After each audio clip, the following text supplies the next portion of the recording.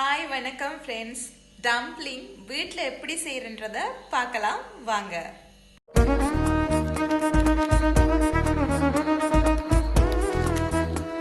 தேவையான பொருட்கள் 250 கிராம் கோதுமை மா, அரை கப் தண்ணீர், தேவையான அளவு உப்பு. முதல்ல கோதுமை மாவையும் தேவையான அளவு உப்பையும் சேர்த்து நல்லா மிக்ஸ் பண்ணிக்கொள்ளுங்க.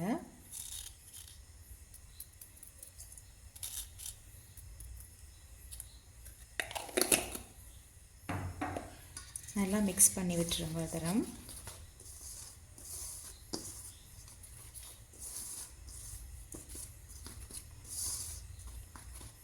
அதுக்கப்புறம் தண்ணியை கொஞ்சம் கொஞ்சமாக சேர்த்து நம்ம நல்லா ரொட்டி பிசைகிற மாதிரி பிசைஞ்சு எடுத்துக்கோங்க.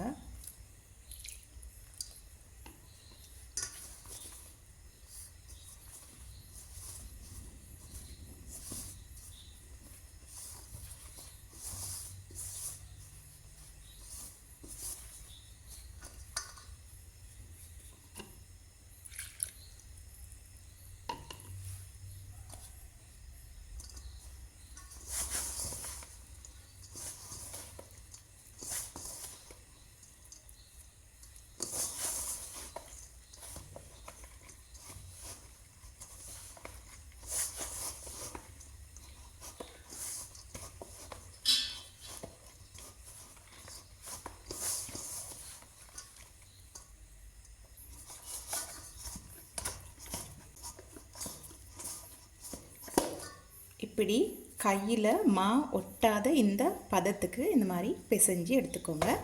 இது ஒரு 10 நிமிஷம் அப்படியே இருக்கட்டும். ஒரு மூடி போட்டு மூடி வச்சுருங்க.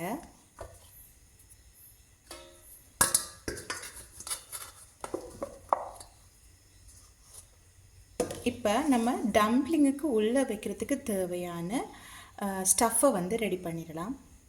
டம்ப்ளிங்க்கான ஸ்டஃபிங் பண்ணுறதுக்கு நான் ஒரு தக்காளி, வெங்காயம் உண்டு, கேரட், இது பம்கின், உருளைக்கிழங்கு, பீன்ஸ், கார்லிக், வெள்ளைப்பூடு, அதோடு கங்குன் நல்லா டேஸ்ட்டாக இருக்கும் மிக்ஸ் பண்ணும்போது, சைனீஸ் கேபேஜ், ஒரு பச்சை மிளகாய், இது சைனீஸ் ஸ்ப்ரிங் ஆனியன் அப்படின்னு சொல்லுவாங்க. அதுவும் எடுத்திருக்கேன். இது நம்ம வீட்டிலே சாதாரணமாக வளர்த்துக்கொள்ளலாம். இது சோயா மீட். ஸ்ரீலங்காவில் சோயா மீட் அப்படின்னு சொல்லுவாங்க. இந்தியாவில் மீல் மேக்கர் அப்படின்னு சொல்லுவாங்க. சோயா பீன்ஸில் இருக்கிற பாலை எடுத்ததுக்கப்புறம் அதில் சக்கையிலிருந்து உருவாக்கப்படுற ஒரு சாப்பாடு பொருள் தான் இந்த சோயா மீட் அப்படின்றது. நான் சிக்கன் எதுவும் சேர்க்காதனால, வெஜிடேரியன்றதுனால நான் இதை எடுத்திருக்கேன். டேஸ்ட்டாக இருக்கும். நீங்கள் சிக்கன் சேர்த்து கூட செஞ்சு கொள்ளலாம். இப்போ எல்லா வெஜிடபிள்ஸையும் நல்லா குட்டி குட்டியாக இயன்ற அளவுக்கு குட்டி குட்டியாக வெட்டிக்கோங்க. குட்டியாக வெட்டினீங்கன்னு சொன்னால் தான் டம்ப்ளிங்க்கு நீங்கள் வைக்கும்போது கொஞ்சம் ஈஸியாக இருக்கும் அண்ட் டேஸ்ட்டும் கூடவாக இருக்கும். நல்லா குட்டி குட்டியாக வெட்டி எடுத்துக்கோங்க.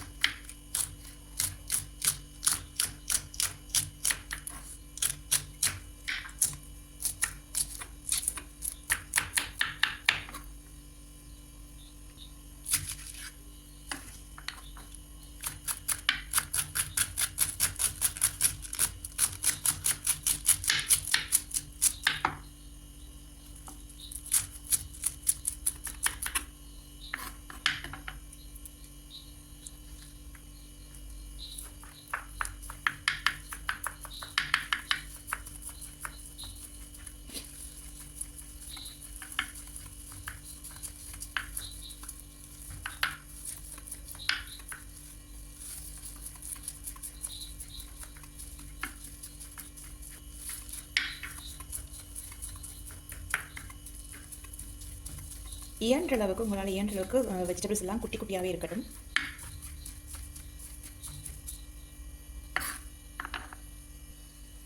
இது பனானா கேப்சிகம். இருந்தது. உங்களுக்கு தேவை இந்த டேஸ்ட் ரொம்ப பிடிக்கும் அப்படின்னு சொன்னால் நீங்கள் இன்னும் 2-3 சிறு சேர்த்துக்கொள்ளலாம்.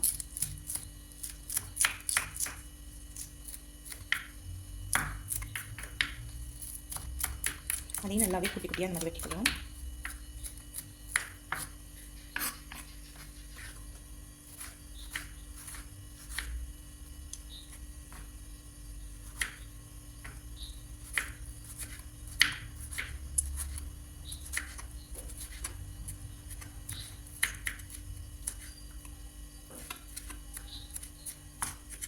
இப்போ வந்து வெள்ளைப்பூடு,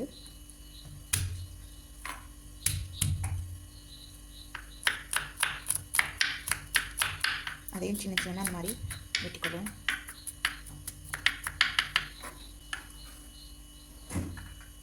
இப்போ கங்குலும் இந்த சைனீஸ் ஸ்ப்ரிங் ஆனியன் இந்த இலைகளையும் நல்லா வெட்டிக்குவோம்.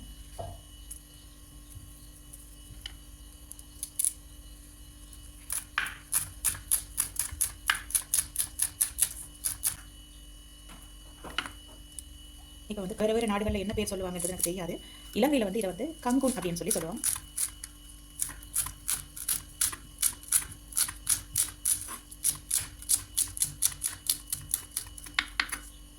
அடுத்து பச்சை மிளகாய், உங்களை காரத்தின் தேவைக்கு ஏற்ப நான் வந்து ஒரே பச்சை மிளகாய் போட்டிருக்கேன்.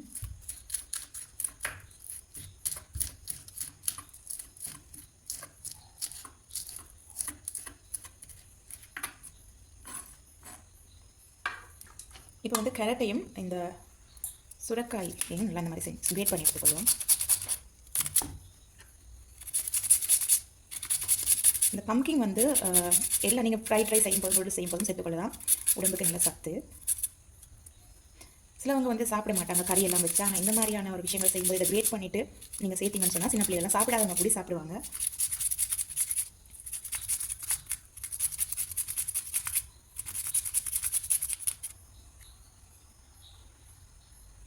கேரட்லேயும் கொஞ்சம்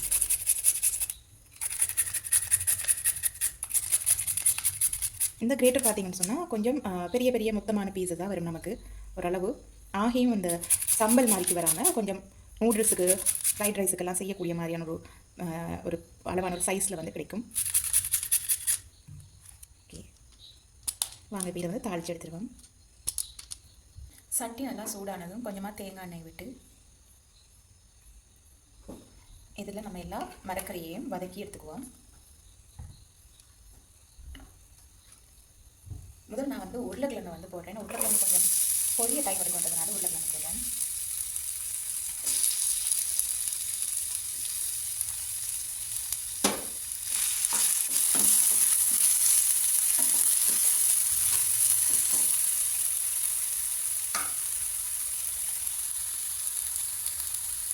நம்ம மரக்கறியெல்லாம் வந்து குட்டி குட்டியாக வெட்டி இருக்கிறதுனால குயிக்காகவே வந்து பொரிஞ்சிடும். உருளைக்கிழங்கு வந்து கண்ணாடி பதத்துக்கு வந்துட்டு இப்போ நம்ம வந்து வெங்காயத்தை போட்டுக்கிறோம்.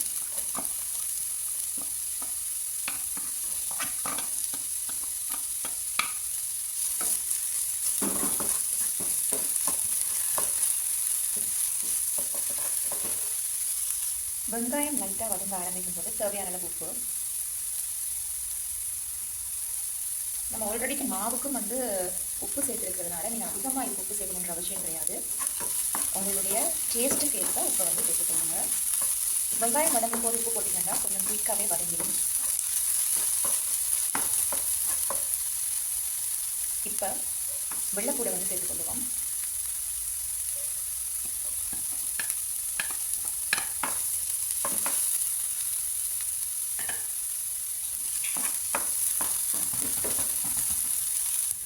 வெள்ளைப்பூடு லைட்டாக வதங்கிடுச்சு. இப்போ வந்து நம்ம பீன்ஸை வந்து சேர்த்துக்கொள்வோம்.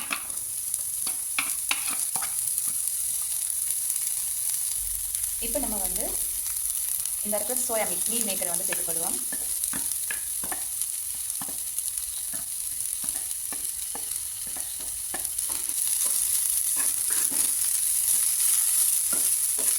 இப்போ இதோடைய கேரட் பம்கின் இதையும் சேர்த்துடுங்க.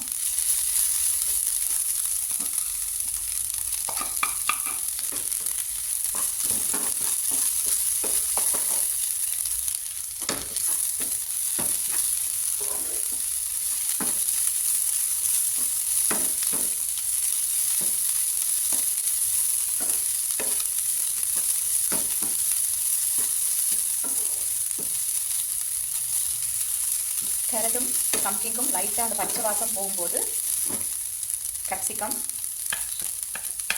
தக்காளி, அதுக்கப்புறம் சைனீஸ் ஸ்ப்ரிங் ஆனியன் போட்டு நல்லா வதக்கிக்கோங்க.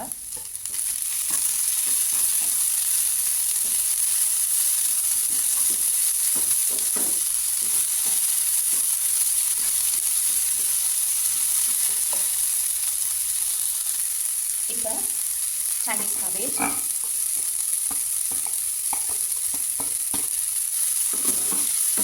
அதோட பச்சை மிளகாய், காங்கூர் ரெண்டையுமே போட்டுருங்க.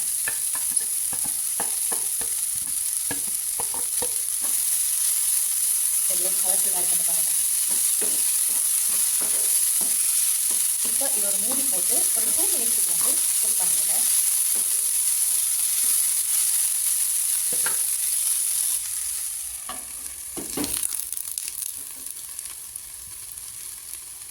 ஒரு 2 மினிட்ஸுக்கு இதை மூடி வச்சுருவேன். 2 மினிட்ஸ் ஆகிடுச்சு. அது பார்த்தீங்கன்னா நல்லாவே சுருண்டு வந்துடுச்சு. மரக்கறியெல்லாம் உள்ளுக்குள்ள போட்டதெல்லாம் நல்லா இது மாதிரி சிந்தி வந்ததுக்கப்புறம் இந்த ஸ்டேஜில் நீங்கள் உங்களுக்கு உப்பு தேவையான உப்பு ஆட் பண்ணிக்கொள்ளுங்க. உப்பு பார்த்து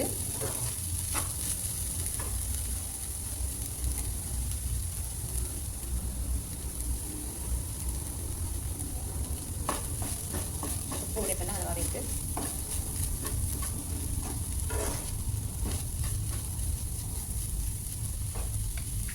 இப்போ இதில் வந்து கொஞ்சமாக சோயா சாஸ்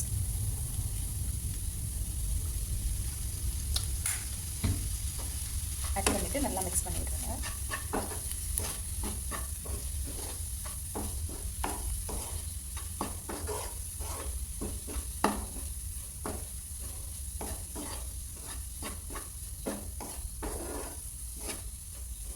ரைட், அவ்வளோதான். நம்ம உள்ளுக்குள்ள வைக்க வேண்டிய ஸ்டஃபிங் வந்து ரெடி ஆகிடுச்சு.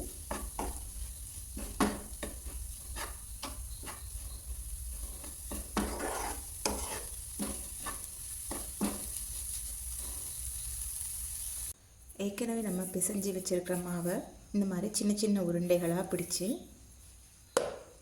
இந்த மாதிரி தட்டில் வச்சு இதால் ப்ரெஸ் பண்ணினீங்கன்னா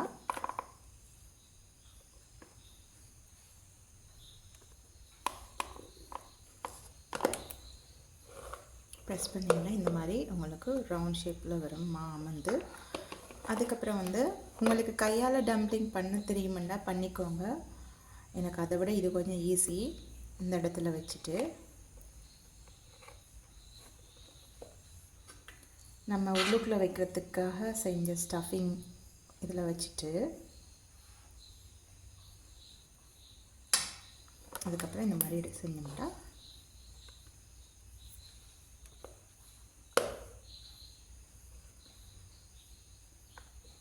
இந்த மாதிரி உங்களுக்கு டம்ப்ளிங் வந்து கிடைச்சிடும். உங்களுக்கு தேவைன்னா இந்த ஓரங்கள் எட்ஜ் வந்து ஒழுங்காக வரலன்னா அதை கூட நீங்கள் கொஞ்சம் செட் பண்ணிக்கொள்ளலாம் கையால்.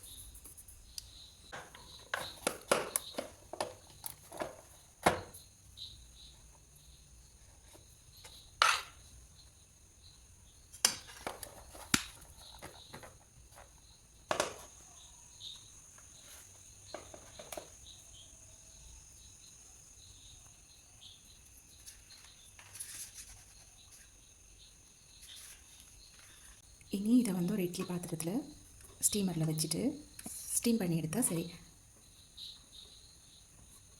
இந்த மாதிரி எல்லாத்தையும் வந்து அடிக்கிட்டு மூடி ஒரு 10 நிமிஷம் வந்து அடிச்சு எடுத்துருவோம்.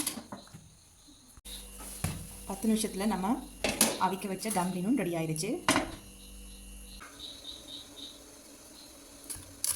இப்போ நம்ம வந்து அந்த டச் பண்ணி டிப் பண்ணி சாப்பிட்ற அந்த சோஸ் அதெல்லாம் செய்ய போகிறோம். அதுக்கு வந்து இந்த சைனீஸ் ஸ்ப்ரிங் ஆனியன் லீவ்ஸ் வந்து சின்ன சின்ன குட்டி குட்டியாக கட் பண்ணிக்கொள்வோம்.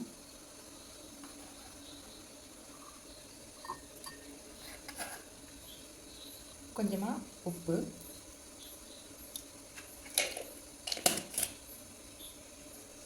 கொஞ்சமாக வெள்ளை எள்ளு,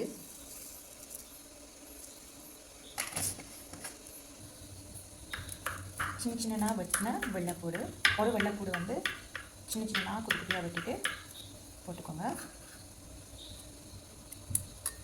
காய்ந்த துண்டு மிளகாய் 1 டேபிள் ஸ்பூன். உங்களோட உழைப்பு கேட்ட மாதிரி நீங்கள் இன்னும் தேவையானாலும் நீங்கள் ஆட் பண்ணிக்கொள்ளலாம். போட்டுட்டு தேங்காய் எண்ணெய் நல்லா சூடானதும் அதை இதில் ஊற்றிடுங்க.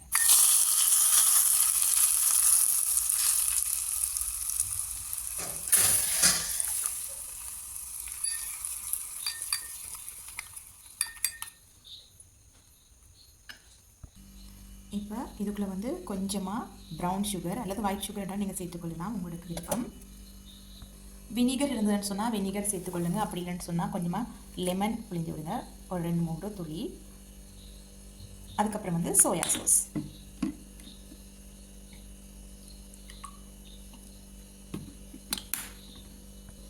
இதெல்லாம் சேர்த்து நல்லாவே கலந்து விடுங்க.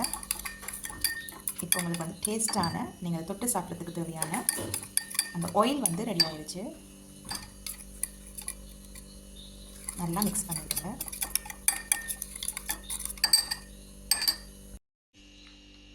டேஸ்டியாக டம்ப்ளிங் அடி நடக்குது.